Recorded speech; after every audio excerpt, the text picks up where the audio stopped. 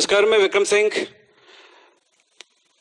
Chemistry में chapter number 1 some basic concept of chemistry. इसमें आपने देखा कि हमने इसकी इंट्रोडक्शन देखी, फिर उसके बाद हमने दूसरी बात जो पढ़ रहे हैं वो है लॉ ऑफ केमिकल कॉम्बिनेशन, यानी कि रासायनिक संयोग का नियम।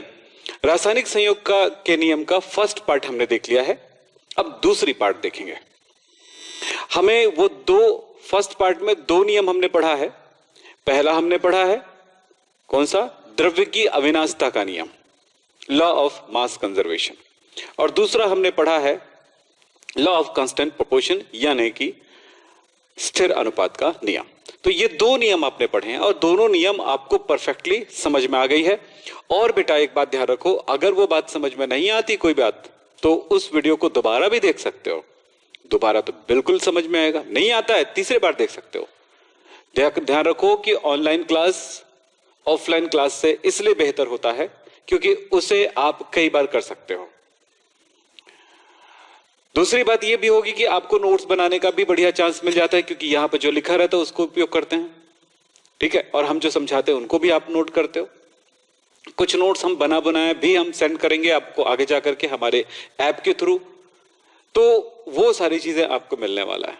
सो आप एक काम करिए, बस अपनी कॉपी और पेन लेके बैठिए, कुछ कुछ चीजों को सीखते और समझते जाए। मैंने आपको पिछले क्लासेस में, यानी कि कल की क्लास में, आपको एटॉमिक नंबर, एटॉमिक मास भी आपको कराए हैं ताकि आप उसकी जरूरत समझ सकते हो। तो एटॉमिक मास की जरूरत है जो कि कल की क्लास में हो चुकी है, और अगर वो फर्स्ट क्लास नहीं पढ़े हो तो सेकंड क्लास में आपको थोड़ी तकलीफ हो सकती है। सो ध्यान रखेंगे, उस फर्स्ट क्लास को जरूर देखिए। और हर बार बोलूंगा कि शुरू से देखा करिए। अगर 10 दिन बाद भी एडमिशन लेते हो तो भी, और शुरू से करते हैं तो शुरू से तो कर ही रहे हैं। तो चलिए आज की क्लास स्टार्ट करते हैं। आप सब हमारे क्लास के साथ रेगुलर रहे और सबको वेलकम। आज की क्लास में हम देखेंगे यहां पर हम पढ़ रहे थे, यहां पर एक सबसे पहला पार्ट आएगा, वो है लॉ ऑफ मल्टीपल प्रोपोर्शन। तो ये क्या चीज है उनको देखें। लॉ ऑफ मल्टीपल प्रोपोर्शन, इसमें आप पढ़ोगे गुणित अनुपात का नियम। गुणित, मल्टीपल यानी गुणा होते जाना। 2 दूनी 4, 2 दूनी 4, 2 तिया 6, 2 चौके 8, इस टाइप का। या 1 2 3, 2 4 6 8, 3 6 9, इस टाइप की कुछ कॉम्बिनेशन आएगा। एक छोटा सा एग्जांपल देता हूं, बाकी एकदम क्लियर समझ में आ जाएगा ये सिद्धांत, और जो लिखा है वो भी मैं आपको क्लियर कर दूंगा।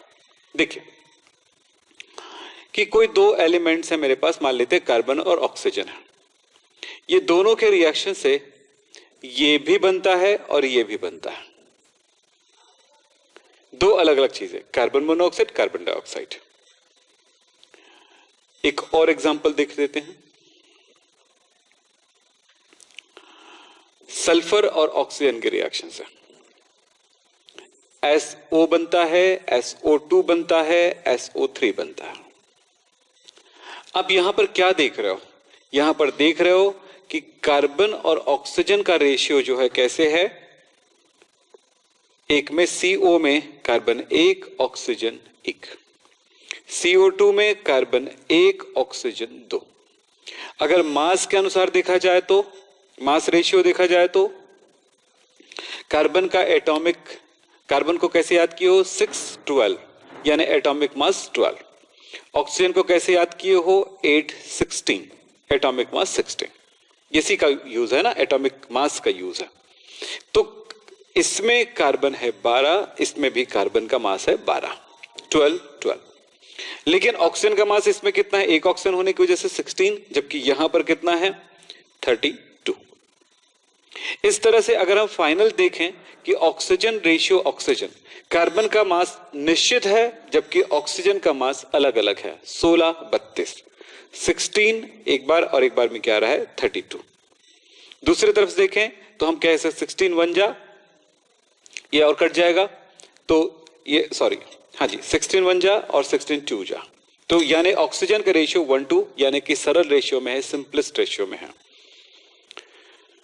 यहां पर ध्यान दें, इस जगह पर अगर देखें तो वही बात यहां पर भी होने वाला है, और जिस इस रेशियो को मैंने पहले ही शो कर दिए हैं, ऑक्सीजन ऑक्सीजन के बीच में। अब देखो यहां पर आप एक बार और समझो, फिर उसके बाद बातचीत करते हैं। इसको मिटा देता हूं ताकि उस चीज के बारे में हम अच्छे से बात कर सकें। चलिए, क्या देखे आपने यहां पे कि सल्फर और ऑक्सीजन के रिएक्शन से 3 तरह के ऑक्साइड मिलते हैं, SO, SO2, SO3। हम ये क्या लिखा है तब समझ में आएगा जब इनको समझ लेंगे। इस जगह पर सल्फर और ऑक्सीजन का मास रेशियो देखते हैं, मास रेशियो यानी द्रव्यमान अनुपात। द्रव्यमान अनुपात सल्फर के लिए आपने जो याद किए हैं एटॉमिक मास, एटॉमिक नंबर 16, 32, और ऑक्सीजन के लिए याद किए हैं 8, 16। आपको याद है ना, सल्फर 16, 32, ऑक्सीजन 8, 16। ये दिमाग में बिठा के रखिए, इसीलिए मैंने कहा था कल याद करके रखो। आप में से कितने स्टूडेंट हैं जो इनको याद कर रख चुके हैं? अच्छा, एक बात याद आ गई, संडे ऑफ रहता है ना, ध्यान रखिएगा। संडे कल है तो संडे ऑफ रहेगा। तो चलिए यहां पर ध्यान दें। सल्फर, अब मास रेशियो में जाओ तो सल्फर का क्या मास है देखो, 16 कि 32, 32। इसमें भी एक ही सल्फर है तो 32, इसमें एक सल्फर है तो 32। अब दूसरी जगह पे जाओ ऑक्सीजन में, यहां पर ऑक्सीजन 1 है तो 16, ऑक्सीजन 2 है तो 32, ऑक्सीजन 3 है तो 48, 16 3 48। अब देखो ऑक्सीजन और ऑक्सीजन के बीच आपस में अनुपात क्या है। सल्फर का रेशियो फिक्स है और ऑक्सीजन का रेशियो का आपस में अनुपात अलग अलग है। तो कितना है, 16, 32 एंड 48। इसका मतलब है 16 एकम 16, 16 दूने 32, 16 दिया 48। 16 1 जा 16, 16 2 जा 32, 16 3 जा 48। 1 2 3। तो ऑक्सीजन का आपस में अनुपात कैसा हुआ, सरल। अब इस चीज को मैं यहां पर आपको बोल के समझाता हूं कि ये नियम में क्या लिखा है। थोड़ा रिलैक्स हो जाओ। बिल्कुल जैसे जैसे आप आगे बढ़ते जाओगे नियमों में थोड़ी गहराई आती जाएगी। बच्चा ये सोचता है कि मैं तो इसको रट्टा मार लूंगा और सक्सेस हो जाऊंगा। रट्टा मारने वाला आज तक 10 तक तो बहुत बच्चे बहुत हायर मार्क्स लाए हैं, लेकिन आपने देखा होगा 10th का 95% वाला बच्चा भी 12th में वो 50 या 60% वाले बच्चे से भी पीछे हो जाते हैं। ऐसी हालत होती है। तो आपका मेमोरी काम नहीं आएगा। यहां पर मेमोरी प्लस आपकी लॉजिक, आपकी कॉन्सेप्ट, आपकी समझ, आपकी लर्निंग सब कुछ साथ देगा, तब जाकर के आप सक्सेस होंगे। यानी आप यहां पर नहीं सोच सकते कि रट्टे से तो आप एक बार पास भी हो सकते हो, लेकिन सक्सेस और पास में बहुत अंतर है। ये बात मैं आपको हमेशा बोलता हूं और आपको सुनना भी पड़ेगा और आपको मानना भी पड़ेगा। और बात मेरी नहीं मानेंगे तो आप जानेंगे आपकी प्रॉब्लम है, आपका फ्यूचर है, आपका भविष्य है। आप जैसा सोचते हो वैसा आप कर सकते हो, लेकिन एक टीचर ईमानदारी से जो बोल रहा हो उसको आप बिल्कुल सुनो। तो चलिए यहां पे बात करते हैं। जो कहा गया है यहां पर कहानी, उसको समझो। 2 तत्व संयोग करके 2 या 2 से अधिक, दो तत्व संयोग करके, मैं उधर भी बताऊंगा उधर भी समझाऊंगा। 2 तत्व संयोग करके 2 या 2 से अधिक कंपाउंड बनाते हैं, यौगिक बनाते हैं। 2 एलिमेंट, यहां पर मैंने लिया सल्फर और ऑक्सीजन, वो आपस में रिएक्शन करती है। तो रिएक्शन करके या कंबाइन होकर के, संयोग करना मतलब कंबाइन होकर के 2 या 2 से अधिक यौगिक बनाती है। देखो 3 कंपाउंड बना रहा है। मैंने कार्बन और ऑक्सीजन में लिया था तो 2 कंपाउंड बना रहा था, तो यहां पर 3 कंपाउंड बना रहा है, देख लें। ठीक है, यहां तक की लिखा है according to this rule, if 2 elements combine to form 2 or more compounds, 2 elements आपस में कंबाइन होकर के 2 या अधिक कंपाउंड्स बना रही, 3 कंपाउंड बना रही है। देखते जाइए। फिर कहा जाता है एक तत्व की भिन्न भिन्न द्रव्यमान दूसरे तत्व के निश्चित द्रव्यमान से संयोग करती है। एक तत्व ऑक्सीजन का अलग अलग जो मास है दूसरे तत्व के एक निश्चित द्रव्यमान यानी सल्फर के एक निश्चित मास से संयोग करती है। अगर इस जगह पे जाकर देखिए तो क्या लिखा है, then different amount of one element which combine with a certain amount of the other element. यहां पर एक एलिमेंट है, उसका एक निश्चित अनुपात होता है, जबकि दूसरे का अमाउंट जो होता है वो अलग अलग होता है. फिर बोला जाता है, ये बात हो गई, क्लियर हो गया, दोनों ये निश्चित है जबकि ये अलग अलग है. फिर बोलता है, करती है, जो आपस में सदैव सरल अनुपात में होता है, जो अलग अलग अनुपात में होता है, जो दूसरे तत्व है, जो है ना, भिन्न भिन्न तत्व जो होता है, देखो एक तत्व भिन्न भिन्न द्रव्यमान जो दूसरे तत्व के निश्चित द्रव्यमान से, एक तत्व का भिन्न भिन्न द्रव्यमान दूसरे तत्व के निश्चित द्रव्यमान से संयोग करती है, तो ये पहला जो तत्व है, ये इनका ये जो भिन्नता जो होती है, द्रव्यमान में अंतर जो होता है, मास में जो अंतर होता है, वो एक सरल अनुपात में होता है, सिंपल रेशियो में होता है, या गुणित अनुपात होता है. तो सिंपल रेशियो देखो ये अलग अलग है, लेकिन फाइनली इसका रेशियो कैसा है, 1:3 में ही है. यही बात इसमें कहा जा रहा है. इसको एक बार समझो, करो. बेटा मैं ये कहूंगा, जो बुक आपके यहां अवेलेबल है वो खरीदो, जो आपके स्कूल में कहा जाता है वो खरीदो. मैं कोई स्पेशल एक बुक की बात नहीं करूंगा. आप मुझे 10 बुक लेके आ जाओ, अलग अलग क्या बोलते हैं पब्लिकेशन के, मैं सारे बुक में वो चीज दिखा दूंगा सेम. बुक से कोई फर्क नहीं पड़ता है, सारी बुक में ज्ञान भरे हुए हैं और ज्ञान से कोई फर्क नहीं पड़ता कि ज्ञान कहां से आया हुआ है. तो बुक किसी भी पब्लिकेशन का लो, लेकिन आपके वो जिस कोर्स को बिलोंग करते हो, यानी एनसीईआरटी कोर्स जो है स्टेट गवर्नमेंट या और तुम्हारा सीबीएसई, दोनों में यूज होता है. तो जितने भी एग्जामिनेशन होते हैं सब उसी को फॉलो करता है. तो सारे बुक 11th और 12th के जो बने होते हैं सब सेम होते हैं, इसलिए किसी बुक की स्पेशल होना कोई जरूरी नहीं है. आप अपने हिसाब से बुक चॉइस करिए, अपने हिसाब से लैंग्वेज जो होता है, जो आपको जो लैंग्वेज आपको पसंद है उस लैंग्वेज को चूज करिए और वो करिए. यही लिखा होगा, इसके अलावा कुछ नहीं लिखा होगा.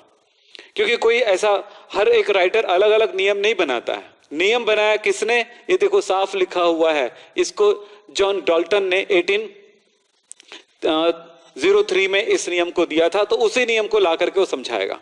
और आप एग्जाम्पल जो चाहें आप ले सकते हैं, इसलिए किसी बुक का कोई फर्क नहीं पड़ेगा. ठीक है, बस इतना ध्यान रखना. चलिए, तो ये तो हो गया, ये बातें क्लियर हो गई, आपके समझ में आ गया होगा मैंने क्या बताया यहां पे. चलो, ऐसे ही आपके बुक में एक एग्जाम्पल और दिया जाता है, तो मैं इसी एग्जाम्पल को आपको समझाता हूं. बहुत सारे बुक में अलग अलग एग्जाम्पल्स होते हैं, तो आपको जो एग्जाम्पल आपको पसंद आए वो कर सकते हो आप. कैसे समझाओगे ये भी आपको बता देता हूं. चलो,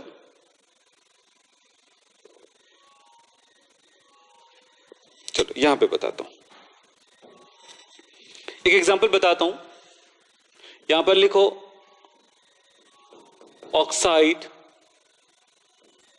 ऑक्साइड्स ऑफ नाइट्रोजन. इस एग्जाम्पल को दे देता हूं. कुछ टीचर्स को ये एग्जाम्पल पसंद है या किसी बुक में स्पेशली लिखा हुआ है तो लोगों को ये ज्यादा पसंद आ जाती है. लेकिन बात यह है कि जो रूल मैंने आपको यहां पर दिया वही आप यूज करें. नाइट्रोजन के कौन कौन से ऑक्साइड हैं उनको देखते हैं.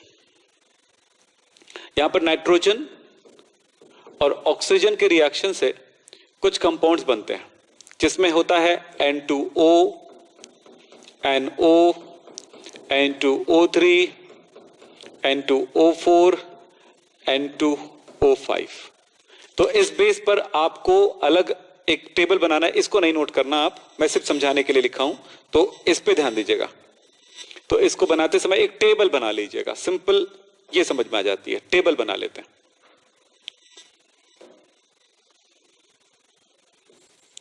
Oxides of nitrogen. नाइट्रोजन के कौन कौन से ऑक्साइड है ये यहां पर लिखेंगे. ठीक है, यहां पर लिखेंगे कि नाइट्रोजन और ऑक्सीजन का मास रेशियो क्या है. नाइट्रोजन और ऑक्सीजन का मास रेशियो लिखेंगे. फिर एक बार सिंपल रेशियो लिखेंगे. फिर फाइनली नाइट्रोजन ऑक्सीजन का आपस में रेशियो लिखेंगे. ठीक है, चलो देखें. नाइट्रोजन कौन कौन सा ऑक्साइड बनाता था. First N2O, second NO, N2O2 भी लिख सकते हैं, यहां पर NO के फॉर्म में ज्यादा स्टेबल है इसलिए ये लिखा जाता है N2O3, N2O4 एंड N2O5। थोड़ा सा मैनेज कर देता हूं इसको।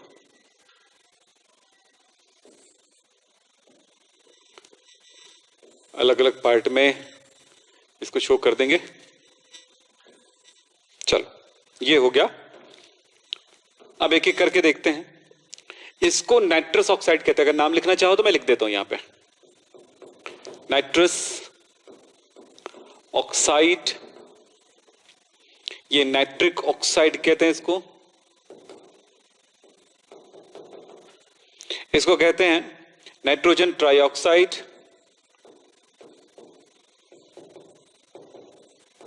हिंदी मीडियम वाले बच्चे भी इसी तरह से लिखेंगे, ध्यान रखिएगा। इसमें अगर आप भी से इसको हिंदी में लिखना शुरू करेंगे कखा गखा में तो गलत हो जाएगा, आप समझ नहीं पाएंगे। फिर यहां पर आप देखेंगे नाइट्रोजन, ये कितना है, टेट्रा टाइम्स, तो nitrogen tetra oxide,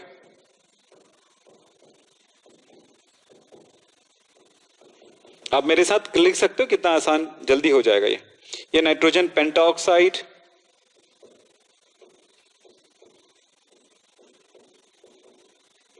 oxide, okay, ये आप नोट कर सकते हो। अब बेटा नाइट्रोजन और ऑक्सीजन, नाइट्रोजन का एटॉमिक नंबर, एटॉमिक मास मैंने याद कराया है 714। इस तरह से क्या होता है, बार बार वो चीजें आती जाती है ना, तो दिमाग में बैठते जाता है, छोड़ना नहीं है, ठीक है। और ऑक्सीजन का भी याद कर लियो तो पक्का हो गया आप याद, 816। अब देखो यहां पर नाइट्रोजन 2 है तो इसका कितना होगा, 14, कितना 14 दूनी 28, 28 हो जाएगा, ये 28 हो जाएगा, 28। इसमें नाइट्रोजन कितना है, 14, इसमें कितना है, 28, 28, 28, ठीक है। अब ऑक्सीजन का मास इसमें कितना है, सब में देखो चेक करो एक एक करके, 16, एक है तो 16, 16 दूनी 32, इसमें 3 है तो 3, नहीं इसमें भी 16 होगा, नीचे वाला में ना, इसमें भी 16 होगा क्योंकि एक ही ऑक्सीजन है, 16। इसमें कितना है, 3, 16 एकम 16, 16 दूनी 32, 16 तिया 48, ये 64 हो जाएगा और ये 5 80 हो जाएगा, 80, ठीक है। अब इसमें आप ये देखो कि कोई भी फिक्स नहीं है यहां पर, सिर्फ देखो 28 14 हो गया, 28 28। तो एक काम करो, इसको एक जैसा बना लो। तो एक जैसा बनाने के लिए इस वाले को मल्टीप्लाई करना पड़ जाएगा। तो हम एक को तो निश्चित रेशियो में लेना है, निश्चित अनुपात में लेना है, दूसरे का भिन्न भिन्न अनुपात है, अलग अलग रेशियो है। तो चलिए 28 को यहां पर 28, 16, यहां पर नेक्स्ट में क्या हो जाएगा, 2 से मल्टीप्लाई कर दूंगा तो ये भी 28 हो जाएगा, बराबर रखना है। या फिर सबको 2 से डिवाइड करना पड़ेगा, इसको छोड़ देंगे तो 2 से डिवाइड करना पड़ेगा, दोनों में से कोई भी ले सकते हो, आपकी मर्जी। तो ये हो 28, इसको 2 से मल्टीप्लाई कर दिए तो ये होगा 32। अब बाकी तो वैसे की वैसे है, 28 सब में है, 48 यहां पर है 28, 64 और नेक्स्ट में है 28, 80, 80। अब ऑक्सीजन का रेशियो देखो, 16 एकम 16, 16 दूनी 32, 16 तीन 48, 16 चौक 64, 16 पंचे 80। तो ये हुआ 1:2, रेशियो 3, रेशियो 4, रेशियो 5। मतलब क्या बोला, और ऑक्सीजन नाइट्रोजन का बस रेशियो दोगे तो कितना है, 1 1 1 1 1 रेशियो में है। तो एक का निश्चित अनुपात के साथ दूसरा जो है भिन्न भिन्न अनुपात रिएक्शन करती है। एक के निश्चित मास के साथ, एक के निश्चित द्रव्यमान के साथ दूसरे का अलग अलग द्रव्यमान यानी कि मास रिएक्शन करती है। यदि दो एलिमेंट आपस में संयोग करके 2 या 2 से अधिक यौगिक बनाती है, यदि दो एलिमेंट, दो तत्व आपस में कंबाइन होकर के 2 या 2 से अधिक कंपाउंड बनाती है, तो एक तत्व के निश्चित द्रव्यमान, एक एलिमेंट का निश्चित मास होता है, कांस्टेंट मास होता है, जबकि दूसरे का भिन्न भिन्न द्रव्यमान होगा, अलग अलग मास होगा, जो कि आपस में एक सिंपल रेशियो में होता है, सादा सामान्य सरल अनुपात में होता है। अब मैं इसको फाइनल एक बार और बोलता हूं।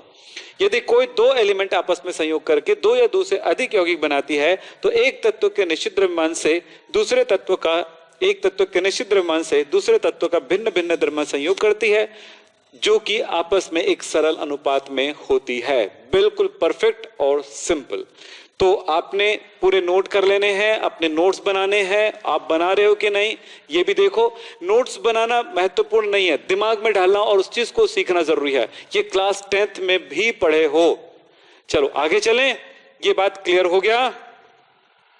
आगे चलते हैं बेटा थोड़ा सा। तो ये चीजें मैंने यहां पर जो बताए हैं वो क्लियर है। जो लिखा होता है इसका मीनिंग होता है, जो लिखा होता है याद करके लिखना नहीं होता, रट्टा नहीं मारना होता है। समझ रहे हैं ना? 10th तक हमने रट्टा मार के भी बहुत अच्छे मार्क्स लाए हैं, लेकिन 11th में अगर इतने में 1 या 2 ही नहीं है, यहां तो हर चैप्टर इतना है कि एक 10th की पूरी बुक निकाल दे। इतनी भारी होती, इतनी ज्यादा चीजें होती उसमें। समझ रहे हो ना? मतलब अगर 10th को साल भर में पढ़े हो तो इसमें एक चैप्टर को पढ़ने में अगर उसी स्टाइल में पढ़ोगे तो पूरे साल भर भी लग जाएंगे। तो वो स्टाइल यूज नहीं करना है बेटा, यहां पर तो आपको सीखते हुए आगे जाना है। चलो आगे चलते हैं। क्लास अगर समझ में आ रही है तो बिल्कुल लाइक किया करो और अपने दोस्तों को शेयर करो, कुछ दिनों तक आपको शेयर करने के लिए वीडियोस मिलेंगे। चलो, व्युत्क्रम अनुपात, तुल्य अनुपात, या यूं कहते हैं रेसिप्रोकल प्रोपोर्शन या इक्विवेलेंट प्रोपोर्शन। व्युत्क्रम, रेसिप्रोकल, तुल्य, सीधा सा मतलब है बराबर, इक्वल। क्या है, थोड़ा समझने की कोशिश करना ना। ये जो रूल है, इस रूल को कुछ बुक्स में नहीं दिया गया है। यहां पर मैं स्पेशली इसीलिए आपको यहां पर पढ़ाते समय यह कहूंगा, हो सकता है कि इस रूल को कुछ स्टेट बोर्ड इसको नहीं यूज करते होंगे, लेकिन आपको जानना जरूरी है। बोले सर जो कोर्स में नहीं उसको पढ़ के क्या करेंगे? याद रखना, कुछ ऐसी भी चीजें होती जिसकी जरूरत नहीं आपके घर में फिर भी पड़ी हुई है, अचानक कुछ सालों बाद उसके उपयोग नजर आ जाते हैं और आपको खुशी देती है, आपके पैसे बच जाते हैं। वैसा ही कुछ चीजें होती हैं जो आपको यूज में आएगा। आपकी केमिस्ट्री के लिए महत्वपूर्ण कॉन्सेप्ट है, ये रूल है ये। तो चलो, ये रूल क्या कहता है समझें। व्युत्क्रम अनुपात का नियम, इस नियम के अनुसार क्या है, इसको पढ़ने से पहले एक एग्जाम्पल कर लें तो पूरी बातें समझ में आएगी। एक बढ़िया सी चीज बताता हूं एक एग्जाम्पल दे करके। इस एग्जाम्पल को 2 बार समझाऊंगा, उसके बाद उनकी थ्योरी समझाऊंगा। ओके, तो उस चीज को अभी थोड़ी देर के लिए स्टॉप रखो, फिर आगे चलते हैं, फिर बातें करेंगे आगे। यहां पर एक ग्राफ के अनुसार हम देखेंगे, एक फिगर बनाएंगे। कार्बन और ऑक्सीजन, मैंने 2 एलिमेंट लिया, 2 अलग अलग एलिमेंट्स हैं। ये दोनों आपस में रिएक्शन भी कर सकती है, नहीं करती तो भी चलेगा। फिलहाल ये दोनों आपस में रिएक्शन कर सकती है, पर उन दोनों के बीच में रिएक्शन नहीं कराएंगे। 2 ये जो अलग अलग एलिमेंट्स हैं, ये तत्व है, इनकी रिएक्शन किसी थर्ड एलिमेंट से करा रहे हैं। ये मैंने लिया हाइड्रोजन। इन दोनों का रिएक्शन हम देखें, इन दोनों का आपस में रिएक्शन होगा। सो क्या बनता है, आप सबको पता है कि CH4 बनता है। इसमें कार्बन और हाइड्रोजन के बीच रेशियो कितना है? कार्बन 12 और हाइड्रोजन, एक हाइड्रोजन का मास होता है 1, तो 4 हाइड्रोजन का कितना हो जाएगा? 4। यहां पर देखो, इन दोनों के रिएक्शन होंगे, तब बनेगा H2O। यहां पर हाइड्रोजन और ऑक्सीजन का रेशियो कितना है? 2 हाइड्रोजन है तो 2 और ऑक्सीजन का है 16। हाइड्रोजन को देखो, यहां पर 4 के मास में है और यहां पर सिर्फ 2 के मास में। हम यहां पर एक काम करेंगे, दोनों में ये हाइड्रोजन से रिएक्शन कर रही है, ये भी हाइड्रोजन से रिएक्शन कर रही है, तो इसके मास को दोनों तरफ बराबर होना चाहिए। यहां पर 4 ग्राम मान लो 4 ग्राम हाइड्रोजन से रिएक्शन हो रही है कार्बन की, इस तरफ 2 हाइड्रोजन का, 2 ग्राम हाइड्रोजन का, लेकिन उसको 2 ग्राम ना करके उसको हम 4 ग्राम ही करेंगे, तब जाकर के हम इस नियम की तरफ जा पाएंगे। सो हम क्या करेंगे, इसको 2 से मल्टीप्लाई कर दिए तो हमें क्या मिल गया? 4:32। अब दोनों तरफ हाइड्रोजन का मास इक्वल हो गया, दोनों तरफ हाइड्रोजन का मास इक्वल हो गया। अब देखो, कार्बन इस तरफ से कार्बन 12 और इस तरफ से ऑक्सीजन 32 है। तो अगर मैं यहां पर यह देख रहा हूं कि कार्बन और ऑक्सीजन का जो मास रेशियो है वो कितना है? कार्बन का 12, उधर ऑक्सीजन का 32। तो इसका क्या मतलब है मैं आपको यहां पर समझाता हूं, जरा ध्यान से समझो इस बात को। कार्बन और ऑक्सीजन दो अलग अलग एलिमेंट्स किसी थर्ड एलिमेंट, दो अलग अलग तत्व किसी तीसरे तत्व, एलिमेंट यानी तत्व होता है ना, दो अलग अलग एलिमेंट्स किसी तीसरे तत्व के निश्चित मास के साथ, सर्टेन मास यानी निश्चित द्रव्यमान, कांस्टेंट उसके द्रव्यमान के साथ दो अलग अलग तत्व, मैं एक बार, दो बार, तीन बार, चार बार बोलूंगा ताकि आपके दिमाग में वो चीज को कवर कर सको और उन लाइनों को समझो, मेमोराइज करो। क्या बोला? दो भिन्न भिन्न तत्व किसी तीसरे तत्व के निश्चित द्रव्यमान के साथ संयोग करती है। कार्बन और ऑक्सीजन जो अलग अलग मास है 12 और 32 दिख रहे हैं आपको, वो हाइड्रोजन के निश्चित द्रव्यमान, देखो मैंने लिखा कार्बन 4 ग्राम और हाइड्रोजन को भी 4 ग्राम, एएमयू में होता फिर भी हमने 4 ग्राम बोल दिया, तो 4 से यानी कि बराबर मास से रिएक्शन करती है। तो इन दोनों के बीच में क्या आया? ये रेशियो आया। अब यहां पर समझने वाली बात है कि अगर मैं इन दोनों की भी रिएक्शन करा देता हूं आपस में तो क्या मिलेगा? CO2 मिलेगा। और चेक करो इसके दोनों के बीच में रेशियो क्या आया। कार्बन का होता है 12 और ऑक्सीजन का होता है 16, 16 दूनी 32। देख रहे हो आप, ये बिल्कुल इतने के बराबर है। कुछ समझ में आया? यहां पर समझने वाली बात है, दो भिन्न भिन्न तत्व जब किसी तीसरे तत्व के निश्चित द्रव्यमान से संयोग करती है तो पहले दोनों तत्वों का जो मास का अनुपात होता है वही अगर वो दोनों आपस में भी संयोग कर ले तो सेम मिलेगा या उसका कोई मल्टीपल होगा या गुणक होगा।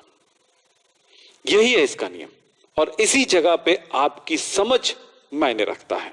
दो यहां पर देखें कैसे इसको हमने इसमें लिखा है, दो तत्वों की भिन्न भिन्न मात्राएं जो किसी तीसरे तत्व की एक निश्चित मात्रा से संयोग करती है।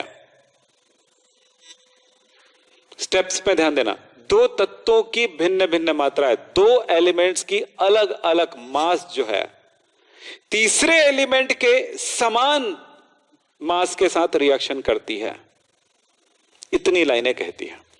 तब क्या होगा?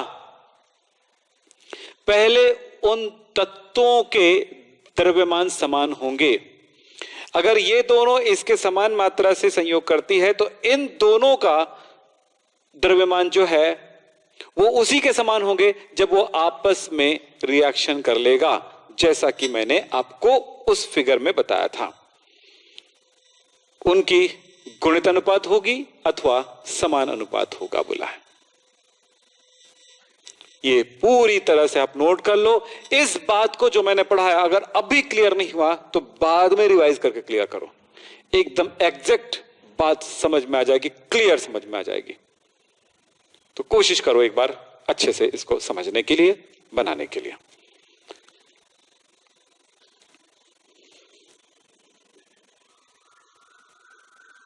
ठीक है बेटा, कितना कंजूस हो तुम लोग कि एक लाइक भी नहीं देते हो, मानना पड़ेगा। इतनी बेहतरीन तरह से मैं इसको एक्सप्लेन कर रहा हूं, अगर आपने इसको 10th में पढ़े होंगे तो मुझे पता है कि आप उस टाइम सिर्फ रटे थे, सीखे कुछ नहीं थे। एग्जाम्पल मैंने जो लिखा है उस साइड उसको नोट कर लीजिएगा। यहां पर कुछ और भी एग्जाम्पल दिया गया है।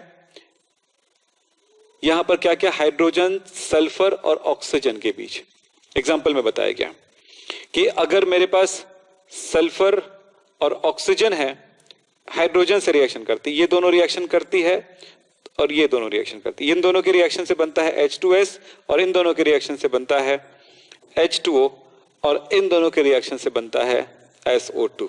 यही बताया गया उसमें। तब इसको भी एक बार प्रयोग करके देखना, इसको बना के देखना। अगर आप अलग भी कर दोगे तो भी वही होने वाला है। अगर आपने लिखा इधर हाइड्रोजन रखा, इधर ऑक्सीजन रखा और इधर सल्फर रखा तो भी आप बता सकते हो। तो इस बार इसको कोशिश करो तो ये बात क्लियर हो जाएगा। अब मैं आपको बोलूंगा, जो एक एग्जाम्पल मैंने बताया उसी एग्जाम्पल को दोबारा और तिबारा बताने से वो एकदम ज्यादा क्लियर हो जाता है। तो एक बार उसी एग्जाम्पल को और समझाता हूं ताकि बात समझ में आ जाए। याद रखना एक बात, प्रैक्टिस का मतलब होता है एक को ठीक से समझना, फिर उसके बाद और भी चीजों पे प्रैक्टिस करना, सो आप बेहतर कर पाएंगे। पूरी दुनिया की हर चीज को, एक मोबाइल को समझने के बाद आपको 20 मोबाइल अलग अलग समझने की जरूरत नहीं पड़ती है। एक को ठीक से समझने के बाद बाकी सबको कहीं ना कहीं आप ऑपरेट कर सकते हो। वही बात होता है, एक को समझना ठीक से, तब आप कर सकते हो। तो चलिए, एक को ठीक से समझा रहा हूं, अब मैं थोड़ा सा चेंज करता हूं कुछ चीजें। मैं ले रहा हूं यहां पे हाइड्रोजन और मैं ले रहा हूं ऑक्सीजन। कार्बन को मैंने यहां पे रखा। देखते हैं, नहीं पहले वही समझाता हूं, जो पहले समझाया था वो समझाता हूं, फिर ऐसे कुछ चेंज करके भी समझाऊंगा। ठीक है, जो पहले समझाया था ना वैसे पहले समझाता हूं एक बार। मैंने यहां पे क्या लिया था, कार्बन। यहां ऑक्सीजन भी ले सकते हो, इससे फर्क नहीं पड़ता। फिर मैंने ऑक्सीजन लिया, इसको इधर उधर पलट दोगे तो फर्क नहीं पड़ेगा इससे। इनका रिएक्शन किन के साथ हुआ था, हाइड्रोजन के साथ।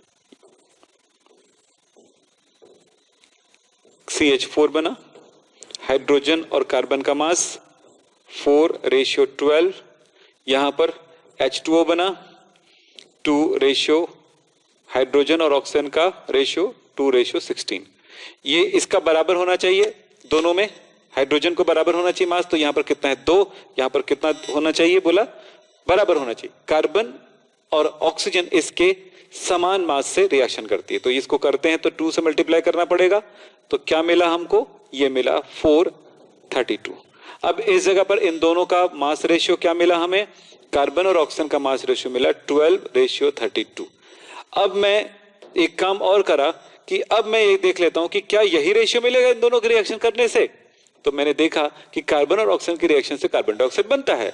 तो मैंने ये देखा कि कार्बन और ऑक्सीजन का मास रेशियो, कार्बन यहां पर 12 है और यहां पर 32 है, और देखो बिल्कुल सेम मिल रहा है। ये होता।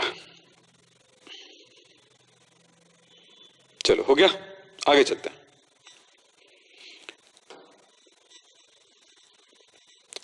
अब मैंने दूसरे तरह से सोचूंगा। मान लेते हैं आप एग्जाम के टाइम में भूल गए कि यहां पे कार्बन होना चाहिए, यहां पे ऑक्सीजन होना चाहिए, यहां पे हाइड्रोजन, कहीं भी रख लो, एक ही मतलब है। यहां पे मैंने हाइड्रोजन रखा, यहां पे मैंने रख लिया ऑक्सीजन, और यहां पे मैंने रख लिया कार्बन। ये कार्बन के समान द्रव्यमान से रिएक्शन करने पर क्या होगा, चलो चेक करते हैं। ठीक है, तो ये दोनों के रिएक्शन से बनता है CH4, और C को यहां पर क्या करना पड़ेगा, कांस्टेंट रखना पड़ेगा। तो कैसे रखेंगे, तो कार्बन का द्रव्यमान कितना होगा और हाइड्रोजन का, कार्बन यहां पर 12 है और हाइड्रोजन 4 है। यहां पर इन दोनों के रिएक्शन से क्या बनेगा, CO2। कार्बन का यहां पर 12 है और ऑक्सीजन का कितना, यहां पर 32, कार्बन और ऑक्सीजन। ठीक है, अब चलो, तो कार्बन का दोनों तरफ बराबर है, यानी कि यहां पर हो गया हमारे पास हाइड्रोजन है और यहां पर है ऑक्सीजन। तो हाइड्रोजन और ऑक्सीजन, कार्बन तो इक्वल हो गया ना, तो हाइड्रोजन इस तरफ कितना है 4 और यहां पर कितना है 32। इन दोनों के रिएक्शन करने से क्या मिलेगा, चेक करो, H2O बनता है। तो हाइड्रोजन और ऑक्सीजन का मास रेशियो कितना है, 2 और 16। तो देखो 4:32 मिला, इसके सरल गुणक होगा, यानी कि बिल्कुल उसी रेशियो के बराबर है, क्योंकि इसका रेशियो क्या मिल रहा है 4:32। तो अगर मैं इसको 2 से मल्टीप्लाई कर दूं तो क्या मिला आपको 4:32, यानी कि बिल्कुल वो प्रूफ होता है। तो यहां पर लिखा है या तो सरल अनुपात होगा या गुणित अनुपात में होगा। तो ये गुणित अनुपात में हो गया, क्योंकि 2 से गुणा करना पड़ा, 2 से मल्टीप्लाई करना पड़ा, तो गुणित अनुपात में हो गया, मल्टीपल रेशियो में हो गया। तो चलिए फिर आपके पास वही चीज जो लिखा हुआ है वो मैं आपको दिखा देता हूं। देखो क्या लिखा है, या तो समान द्रव्यमान समान होगा या उसके कोई गुणित होगी। देखो क्या लिखा है यहां पर भी, यहां पे क्वांटिटी विच दोज, कहां पे आपका आ जाता है, ये सिमिलर और इक्वल टू दोस लेटर्स। तो यहां पर भी यही बातें कही जाती हैं। चलिए, यह हुआ गुणित अनुपात। एक और बच गया हमारे पास नंबर 5। कौन सा? Gay Lussac's law of gaseous volume. Gay Lussac's law of gaseous volume, Gay Lussac का गैस आयतन संबंधी नियम। ये तो सबसे सरल। यह बोला गया है कि समान ताप एवं समान दाब पर, constant temperature and pressure, at constant temperature and pressure, समान ताप एवं समान दाब पर, यदि रिएक्शन करने वाली रिएक्टेंट जो है, अभिकर्मक जो है, वो गैस है, अभिक्रिया करने समान ताप एवं समान दाब पर, टेम्परेचर और प्रेशर को चेंज नहीं कर रहे हैं ना, अभिक्रिया करने वाले पदार्थ गैस हो और बनने वाला पदार्थ भी गैस हो, तो उनके वॉल्यूम में एक सरल अनुपात होता है, सिंपलेस्ट रेशियो होता है। जो लिखा है मैं उसको इस तरह से यहां पर बता देता हूं। रासायनिक अभिक्रियाओं में गैस संयुक्त होती है, मतलब किसी अगर कोई रिएक्शन है और वो कैसा है, उसमें गैस रिएक्शन कर रही है। यदि कौन रिएक्शन कर रही है? गैस रिएक्शन कर रही है। क्या बोला गया है? कोई अभिक्रिया है जिसमें गैस रिएक्शन कर रही है या बन रही है, तो उनके आयतन हमेशा सरल अनुपात में होते हैं। लेकिन ये कंडीशन है कि सभी स्थितियां जो है उसकी समान होनी चाहिए, यानी जब सभी गैसें समान ताप एवं दाब पर हो। मतलब मैंने शुरुआत कैसे कहा था बोलते समय? समान ताप एवं दाब पर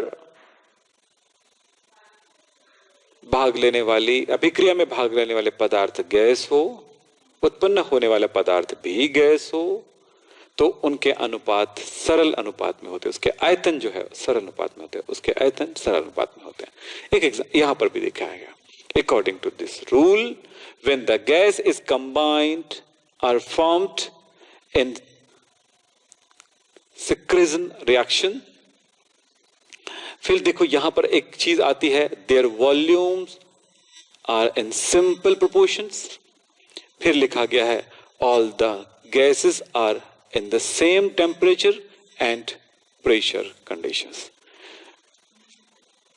बातें दोनों में, कभी भी दोनों में इसलिए लिख दे रहा हूं कि कुछ बच्चे इंग्लिश मीडियम में वाले भी हैं तो उनको भी समझ में आ जाए, कुछ बच्चे हिंदी वाले हैं तो ज्यादा हिंदी वाले हैं इसलिए ज्यादा कोशिश करते हैं कि हिंदी में समझाएं। ठीक है, तो चलिए अब यहां पर एक एग्जांपल दिया गया, उस एग्जांपल के अलावा भी बहुत सारे एग्जांपल हो सकते हैं। हाइड्रोजन गैस है, क्लोरीन गैस है और HCl भी गैस है। तब हाइड्रोजन और क्लोरीन के रिएक्शन से क्या बना? HCl बना। दोनों को बैलेंस कर दिए हमने, बैलेंस करने पर हमको मिल रहा है हाइड्रोजन, देखो 1 हाइड्रोजन है, 1 H2 है, 1 Cl2 है, 2 HCl है, तो उनके वॉल्यूम कितना है? ये 1 और ये 2, तो हो गया रेशियो क्या हुआ? 1:1:2। एक सिंपल रेशियो है। ऐसे एक एग्जांपल और दे देता हूं मैं आपको कि N2 गैस है प्लस हाइड्रोजन भी गैस है, H2 गैस है। साफ साफ लिख देता हूं, थोड़ा सा मोटा है इसकी राइटिंग इसलिए थोड़ी सी परेशानी होती है। फिर दूसरी बात है 2NH3, यानी कि NH3 बनता है 2 टाइम्स, तो ये 3 हो गया। अगर इसका वॉल्यूम देखा जाए तो 1, 3, 2, तो रेशियो क्या हुआ? 1:3:2, यानी कि रेशियो हो गया 1:2:3, यानी 1:3 के रेशियो में है, सरल अनुपात में है। यही है साइंस इसका। तो हमने क्या क्या देखा है शुरू से अंत तक, उन्हें एक बार फास्ट रिवीजन कर देते हैं, है ना, लॉ ऑफ केमिकल कॉम्बिनेशन का। फिर उसके बाद आज की क्लास वहीं पे खत्म करने वाले हैं। तो देखिए, चलिए शुरुआत करते हैं। कल से हमने जो देखा उनको देखते हैं। रासायनिक संयोग का नियम कहता है कि कोई रासायनिक अभिक्रियाएं संपन्न होने के लिए जिन नियमों का पालन करती है उन्हें हम रासायनिक संयोग का नियम कहते हैं। इसमें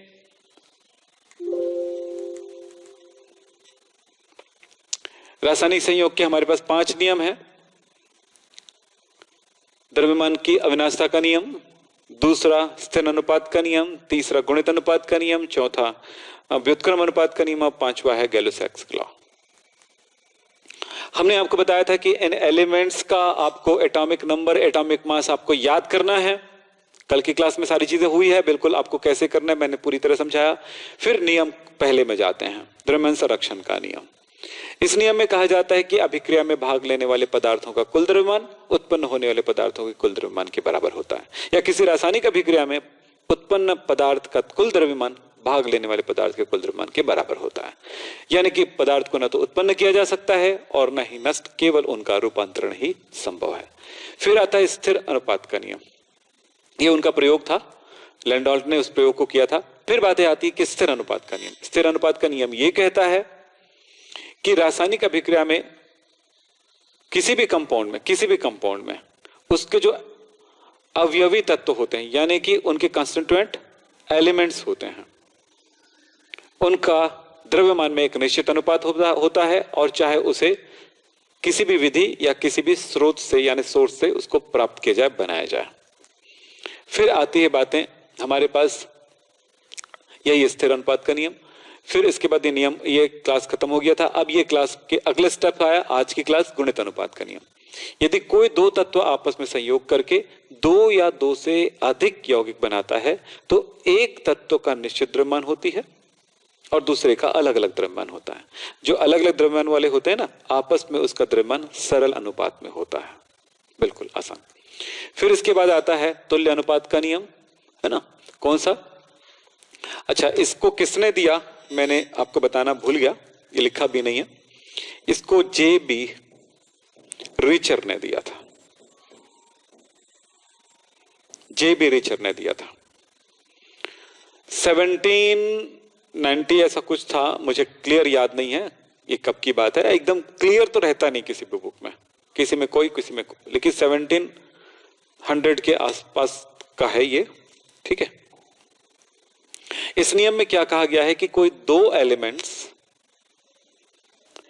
किसी तीसरे एलिमेंट के, यदि कोई दो तत्व किसी तीसरे तत्व के समान द्रव्यमान से संयोग करती है तो पहले दोनों तत्वों का जो मास होता है, यदि वो आपस में संयोग कर ले तो या तो उसी अनुपात में होता है या उसका कोई सरल गुणक होता है। फिर आती है बातें गैलुसेक का। समान ताप एवं समान दाब पर अभिक्रिया में भाग लेने वाले पदार्थ यदि गैस है तो उत्पन्न होने वाला पदार्थ भी गैस है तो उनके आयतनों में यानी कि वॉल्यूम में सरल अनुपात होता है। बस इतनी ही बातें थी। इतनी बातों को करने में कितना मिनट लगता है? ज्यादा से ज्यादा 5 से 10 मिनट। लेकिन रिवीज पढ़ाई पूरे करते समय सही तरह समझने के लिए आपको 2 घंटे का मुझे समझाने में टाइम लगा, आपको समझने और याद करने और नोट करने में तकरीबन 3 घंटे का टाइम लगेगा। सो आप समझ रहे हो कि बहुत सारे टाइम तो कंज्यूम होंगे, लेकिन आपके फ्यूचर इसी से बनता है। और आपको पता होना चाहिए सबसे सस्ता इन्वेस्टमेंट होता है जिंदगी में सक्सेस होने का, वो होता है एजुकेशन। जिन बच्चों ने एडमिशन नहीं लिए हैं हमारे क्लास में उनको मैं कहूंगा, और जो बच्चे एडमिशन लेना चाहते हैं उनको कहूंगा कि एडमिशन ले लो। और एडमिशन लेने के लिए आपको मेरे एक नंबर है, वो नंबर मैं आपको बता देता हूं जिन्होंने नहीं लिया होगा। वो है 9644562030। यहां पर याद रखना, जिस स्टाइल में पढ़ाया जाता है, जिस गहराई में पढ़ाया जाता है, वो बच्चों को, पढ़ने वाले बच्चों को पढ़ाने का तरीका होता है, ठीक है। सो आप पढ़ने वाले बच्चे हैं इसलिए मैं बोल रहा हूं। और जो YouTube पर होता है वो होता है क्या है कि एक हमारा ब्रेकिंग न्यूज टाइप का। तो ब्रेकिंग न्यूज हमेशा सक्सेसफुल नहीं होता है, क्योंकि आपके दिमाग में उतनी चीजें, जैसे बोलते हैं ना 5 मिनट में 100 न्यूज, अब वो तुरंत तुरंत निकलते जाती है। तो तुम लोग भी उसमें कुछ मैं पूछूंगा, उसमें से कुछ क्वेश्चन तो नहीं बता पाओगे, तो वैसे ही किससे नहीं पढ़ा सकते। वो पब्लिसिटी के लिए बेस्ट होता है, वे लोगों के सामने एक मजे लेने के लिए बेस्ट होता है, लेकिन वो इफेक्टिव नहीं होता है। इफेक्टिव वो होता है जिसमें आपको सीखना है, सीखने की प्रक्रिया अलग होती है, मनोरंजन की प्रक्रिया अलग होती है। एंटरटेनमेंट नहीं होता एजुकेशन। एजुकेशन को एंटरटेनमेंट बनाया जा सकता है, जो मैं कोशिश करता हूं आपको, ठीक है। तो चलिए, तो इस नंबर पर आप कॉल करके कर सकते हैं, लेकिन जब भी कॉल करेंगे याद रखना सुबह 10 से 10 AM to 4 PM के बीच में आप हमें कॉल करके कर सकते हैं। दूसरी बात है, जो भी हमसे मांगना होता, किसी को बुक्स नहीं मिला है, किसी को नोट्स नहीं मिला है, किसी चीज, तो इसी टाइम पे आप करेंगे। हमें भी जीने का अधिकार है, हम अपने अधिकार के लिए लड़ेंगे, संडे हमें छुट्टी चाहिए। ठीक है, तो आज की क्लास यहीं पे समाप्त करते हैं। नमस्कार, थैंक यू, धन्यवाद, फिर मिलेंगे नेक्स्ट क्लास।